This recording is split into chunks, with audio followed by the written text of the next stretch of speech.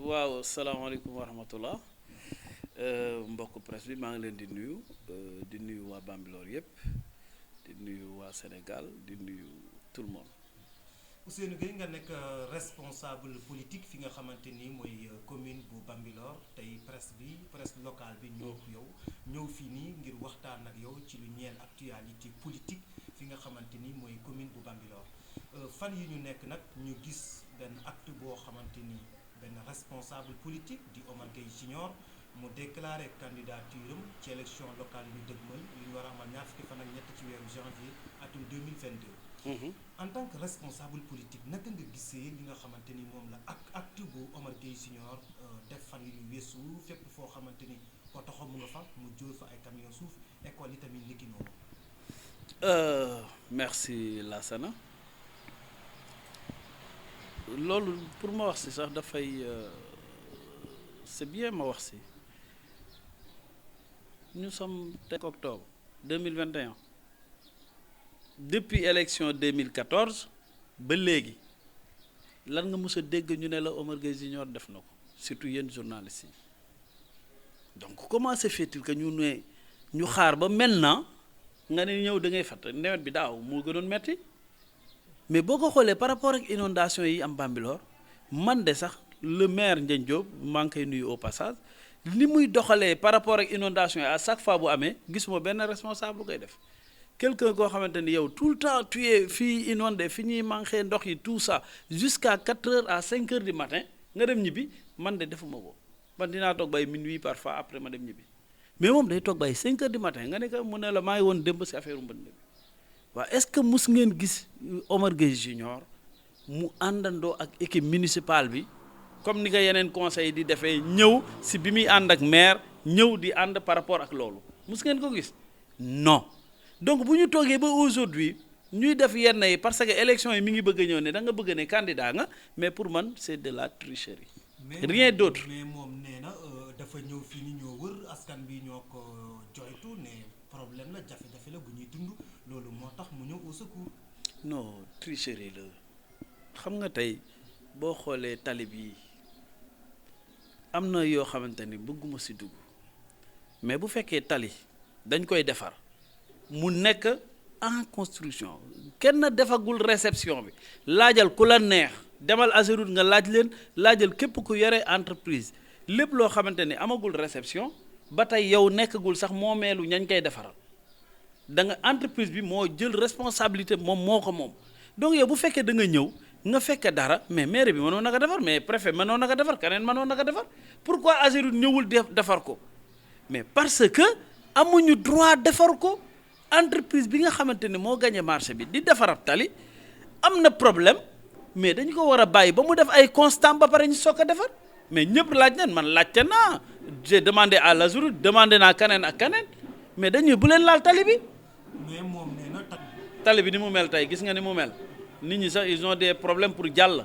donc ce qui veut dire que bu doon tawaat buy tawaat di tawaat la même chose mooy ñëwaat. donc mais pour man ni ñu defaree woon tali bi au début ni ko waa ji defaree woon du ma ne baax na à 100% mais tane woon na parce que goudronné woon nañ ko mais def nañ si ay doo daan ndox bi ñëwaat na yàq ga mais nit ñi aussi doon nañ si tuur seeni fosse septique ça am na parce que ñi ma dëkkal ñii yëpp xam nañ li may wax donc loolu su fekkee am na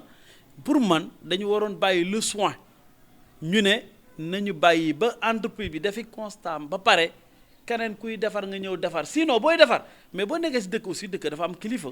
tali bi du sax maire mooy kilifa tali bi préfet mooy kilifa tali bi muy sous préfet parce que moo fi représente Ageroute mais jëlal si téléphone nga woo ko ñun kat dañu bëggoon def dàngam parce que boo xoolee Ageroute am na benn décret 1445 bu mois de novembre 2010 mais si la Ageroute doon defee kuy def dara si tali bi wala nangam ak nangam nooy defee autorisation yeeg tout ça parce que yaa FERA moom mooy fonds d'entretien routier moom ak Ageroute benn bii moom la Abdoulaye Wade créé ndoo donc bu ñu waxee loolu pour man dëkk bi daal am na yoon man nag xam nga man lan la légaliste la lépp lu may def dama koy méngale si yoon par rapport au texte su fekkee wàllu diine la ma xool alxuraan lan lañ ma digal ak luñ ma war a digal. bu nekkee côté yoon bi àndoo ak moom parce que da ngaa gis ne sous-préfet mooy kilifa bi daf ko waroon a laaj mais bu nekkee comme mbedd yi ak li nga xamante ni mooy école yi. acte bu mu fa def mais mbedd yi c'est très bien parce que mais booy yi defar nañ am na ñu bari ñu defar am na ñu bari ñu kii mais école bi non attends non c'est pas vrai ku la ko wax waxul dëgg raison de plus tey ce matin oo nañ ma côté Médina Bambilor ay problème yu fa am si ay gravats ñoom yu ñu waroon fay te fayu ñu lépp maa ngi waxee télé dem nañ fa di jéem a sëkk matul la ñuy fay matul oo nañ ma tey pour solliciter pour ne au moins ñun nañu fayaat gravats yi mais non du ma la wax ki ma woo mais oo nañ ma te kilifa la foofu ne ma gravats yi manqué na temps donc pour wax la ne la ñun dañuy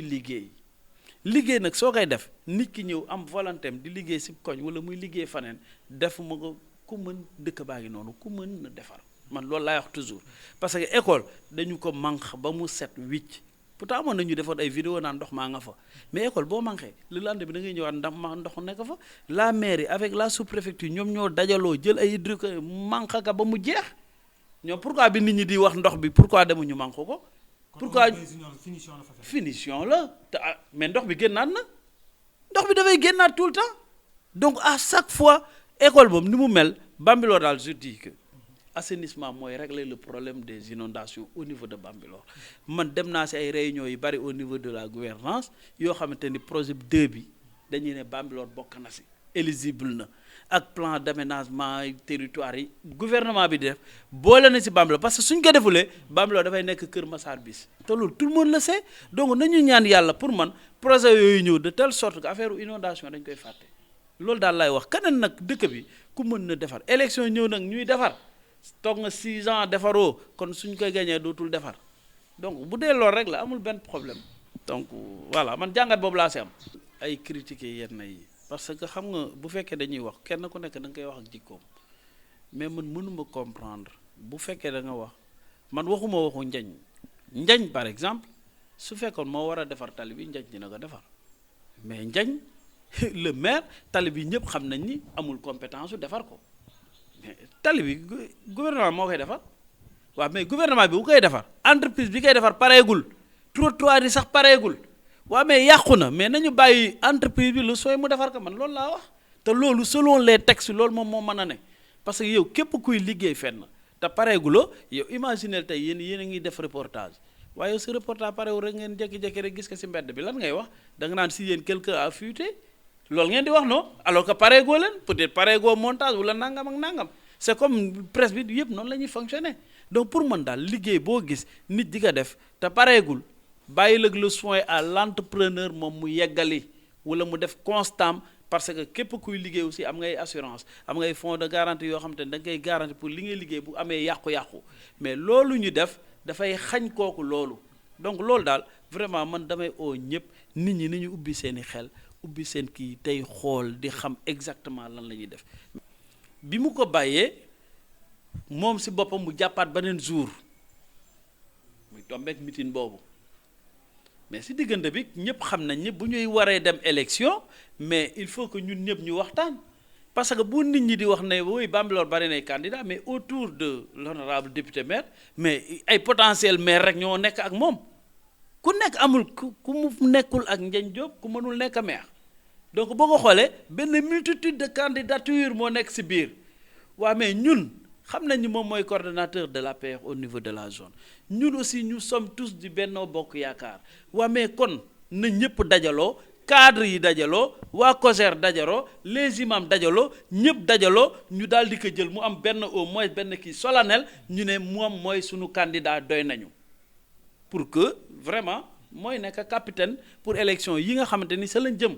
loolu lañ d'accord ñun ñëpp loolu moo tax meeting d'investiture meetingu saaya bi substitué wu en meeting d'investiture muy meeting ñun ñëpp ñu accepté ko d'accord si pour investir l'honorable député te loolu la ñuy def mu am réussite bu am solo nit ñi sax nee na ay jinne lañ indi ok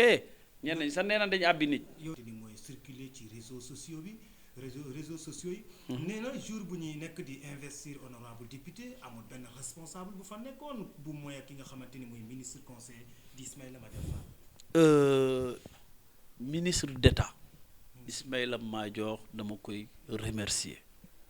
dama koy sant dañu koy gërëm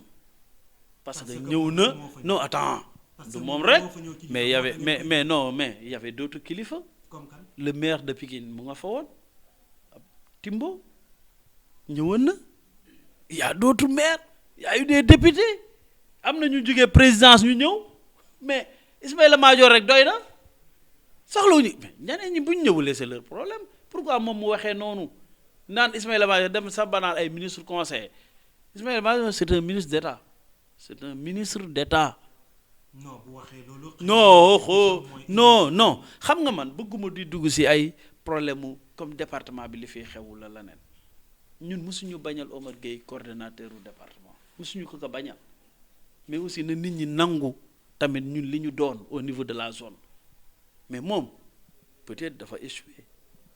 lan la échoué dafa am lu mu naroon wax na ko ci biir waxam booy déglu wax bi nee na wuy dama ni tekk taxaw parce que am na lu ma bëggoon def mais bi ma déggee ni gars yi dañuy mitin ma taxaw lan la bëggoon def xam nga ñoom dafa am yoo xamante ni c'est des non attends il y a des complices au niveau de cette zone là ay ñoo xamante ni ils sont à la solde de monsieur le ministre Omar Gueye lan la ñuy def mooy comme ni ñu defoon ci découpage bi di àndandoo di dugg fii enquête fii signer fii dénoncer fii et cetera la même chose même forme boobu la ñu bëggoon def par rapport pour mañ a xajamal investiture le maire c'est ça le problème mais quand même ñun ñoom donc ñoo dëgg ci dëkk bi ñu dëgguñu ci dëkk bi mais non ba tey jusqu'à présent ñoom ci forme boobu lañ nekk mais quand même devant l'honorable kan ngay jël te boo ko xoolee affaire yi dafay dem ba di nuru intérêt boo xoolee duglu nga audio bi lépp mooy lan ok na affaire bi yëpp delluwaat ci moom. nee na moom aw sawdeur la ci. Bon on laisse cette page mon cher ami de toute façon le 23 janvier prochain nous allons gagner ces élections inch'Allah rabbi avec l'honorable député maire Ndiagne Diop liste Benno Bokk Yaakaar bu neexee sunu borom te loolu la ñuy def bu neexee yàlla parce que ñun xoolal li jëntuwuñu ministre bu ànd ak ñun ak wala keneen ànd ak ñun kenn na rek doy na sunu borom mooy joxe mooy fal mooy def lépp te wóolu nañu ko tout le temps may wax ci moom dafa war a dépasser niveau yooyu di xalaatee naneen mais moom dépassé gul niveau yooyu moom ba tey mi ngi ci match ci nawetaan yooyu Sangalkam Bambilor et cetera donc du ko dépasser et c'est dommage. Le constat que j'ai fait mooy que man mosuma dégg ministre Omar Gueye taxaw ci presse di dingat Bambilor tout le temps Bambilor mooy taxaw di dingat waa Omar Gueye est-ce que du coow yéen a ko desee jamono ji. non man romb naa ko yéen a ma laaj. non li nga ma laaj moo tax ma wax lool parce que li ne moom mooy xam nga moom lan la lay def lay cuuj ba pare du wax lu mu si wax cuuj 100 millions yi da nga ko yëgoon li mu jël si sunu sel bi est-ce que déggoon nga ko pourtant il a fait def na ko dégguloo si ñu wax si mais loolu mooy problème bi dafay def genre miix maa sedd yooyu après dëmm la après jaale la bon c'est dommage loolu la. beneen laaj bu Aliou Leye APR la Mbaye Cissé non c'est que man parfois damay am problème boobu parfois ñenn ñi dama foog ni ay fans club lañ bokk bu Omar Gueye mais du ñuy apériste. fans club Omar Gueye. oui ñoom il suit juste Omar Gueye loolu rek la ñuy def. lu tax nga wax non moom laa gis loolu laa constaté te yow loolu nga constaté. non constaté wu ma dañoo. non loolu non. loolu nga non dama constaté ànd naa non supposons 2014 Aliou Leye mi ngi woon ci liste Benno ok mais Mbaye Cissé et Modou Sall yooyu ban liste lañ nekkoon beneen liste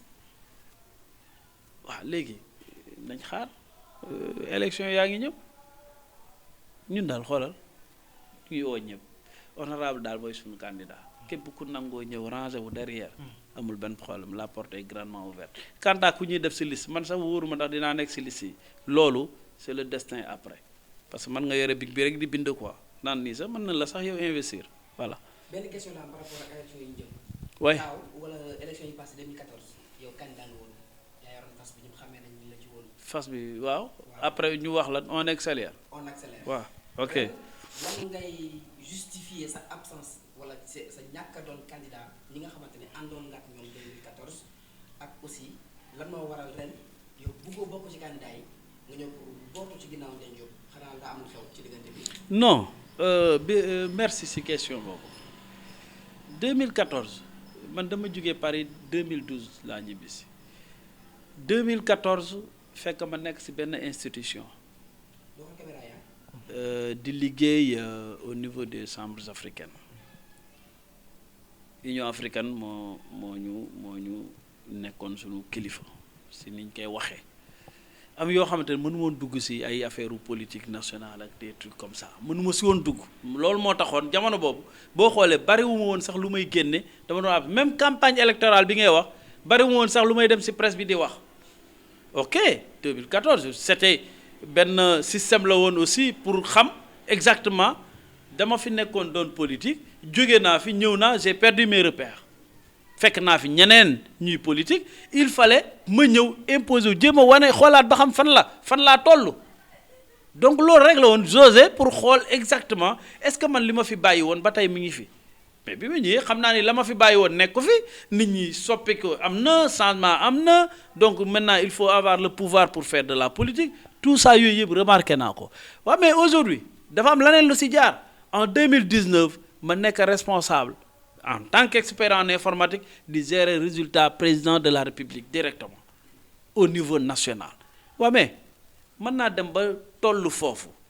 di def lu bari pour le président de la République ba pare naan damay opposer liste Benno Bokk Yaakaar ça je ne le ferai pas je suis derrière le maire qui est le coordonnateur de l'APR au niveau de la zone loolu laay def pour mettre à l'aise Macky Sall pour mettre à l'aise ñi ma dëkkal pour aussi jàppale honorable député maire parce que aussi depuis que qu'on est ensemble gis naa ni moo ngi liggéey pour askan bi gis naa ni aussi mi ngi rey boppam du ma ni lépp mat na de mais ñun dañu war a xeex ñafe par rapport ak sunu xam-xam ak li ñu am yépp dolli ko pour que loolu mën a gën a wéy te man loolu laa gëm. homme politique du leneen c'est un homme politique mais bu fekkoon kat non li koy firnde mooy nee nga dajale na opposant yépp donc c'est un opposant c'est tout c'est un homme politique day politique mais bu fekkoon par exemple nga ne si ndey ji réew wala carré wala un saltige wala leneen pour man ñooñu dañu war a taxaw daal di xool fan lay kii ñu ne nangam doxalee leen nii wala nañ defee nii wala nangam élection yi kat fexe leen ba que le meilleur gagne yàlla na yàlla def et cetera dal leen am leen kii mais est-ce que kooku tey bu ay échauffourées yi amoon wala ay mitit est-ce que moom dina bokk say ñëw di ñaan njëkk non bu ñëwee ñu ne ko non da ngaa far sëñ bi demel taxawee na le donc na taxawee na le dañ leen di duma ñoom ñëpp au soir du 23 ñoom ñëpp amul ndey ji réewoo Karen bu yowoon na dajale tout le monde te benn liste ñoom mënuñu am benn liste dañuy naxante. lu tax mënuñu am benn liste. wàllu nan la ñuy def dañuy toppa pour les paroles de ndey ji réew quand même koo xamante ne da ngay gént yeewooguloo waa yeewi dañuy toppa ndey ji réew waa defar sa gox parce que am nga koo doon wax léegi defar sa gox des na am na Modou Diagne pour le citer il fait partie donc au mieux Ousmane Rougui parce que wax naa yeewi peut-être par A ou par B peut-être il aura un candidat wala dañuy xaajaloo je ne sais pas coalition yëpp ñooy am problème par rapport ak kan la ñuy choisir mais wàllu duñ suivre un ndey ji réew kaneen noonu mine de rien fii au moins il y aura peut-être 6 à 7 listes bu fekkee si d'après coalition yi ni ñuy demee am na defar sa gox tout ça du ma la wax kan moo koy jiite non du ma ko wax xam na ki may wax xam na gars yi dañuy làqatu si ay liste tout ça on sait mais jarul ñuy dugg siy détail mais li ma la xamal daal mooy incha allahu rabbi yàlla nañu yàlla may fekke incha allahu rabbi élection yi ñu xool dëkk bi jàpp pour le développement de ce village jàpp pour le développement de cette commune loolu rek la leen di ñaan ku mën sa morom na duma c'est tout jarul xeex jarul xulo jarul leneen combat la match de football la nawetaan la gan ca monin ok voilà c'est tout